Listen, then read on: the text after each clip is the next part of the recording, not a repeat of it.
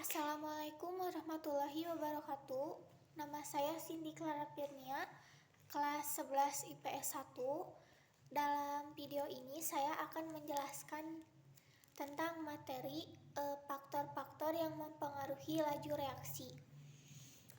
Faktor-faktor yang mempengaruhi laju reaksi yaitu pertama, konsentrasi pereaksi, luas permukaan pereaksi, yang ketiga suhu, yang keempat tekanan dan volume, yang kelima katalis. Sebelum mempelajari tentang faktor-faktor yang mempengaruhi laju reaksi, kita harus tahu dulu teori tumbukan. Reaksi kimia dapat terjadi bila ada tumbukan antara molekul zat-zat pereaksinya. Lalu tidak semua tumbukan bisa menghasilkan reaksi kimia.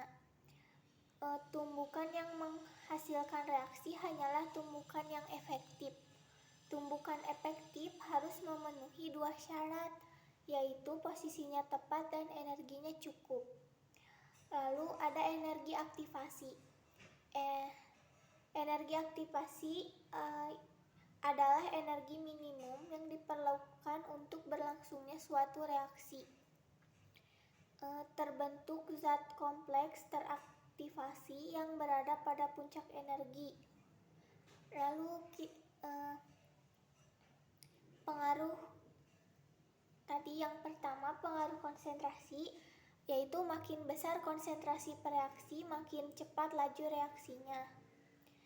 Jika konsentrasi pereaksi makin besar, pereaksi akan mengandung jumlah partikel semakin banyak, sehingga kemungkinan terjadinya tumbukan efektif semakin banyak dan kemungkinan terjadi reaksi lebih besar. Lalu pengaruh luas permukaan. Semakin luas permukaan bidang sentuh zat, kemungkinan terjadi tumbukan efektif semakin banyak, sehingga semakin besar laju reaksinya. Selanjutnya pengaruh suhu. Jika suhu dinaikkan, maka energi kinetik partikel-partikel akan bertambah, sehingga tumbukan antar partikel akan mempunyai energi yang cukup untuk melampaui energi pengaktifan, yang mengakibatkan semakin cepatnya laju reaksi. Lalu yang terakhir, pengaruh katalis.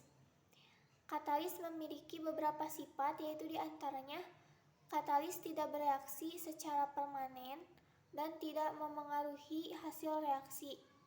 Kedua, katalis tidak memulai suatu reaksi, tetapi hanya memengaruhi lajunya. Ketiga, katalis hanya bekerja efektif pada suhu optimum.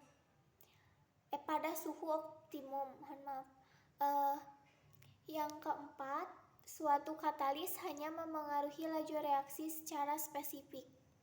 Yang kelima, keaktifan katalis dapat diperbesar oleh zat lain yang disebut promotor.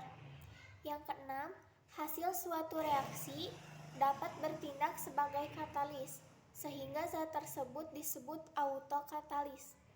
Yang ketujuh, katalis dalam senyawa organik disebut enzim.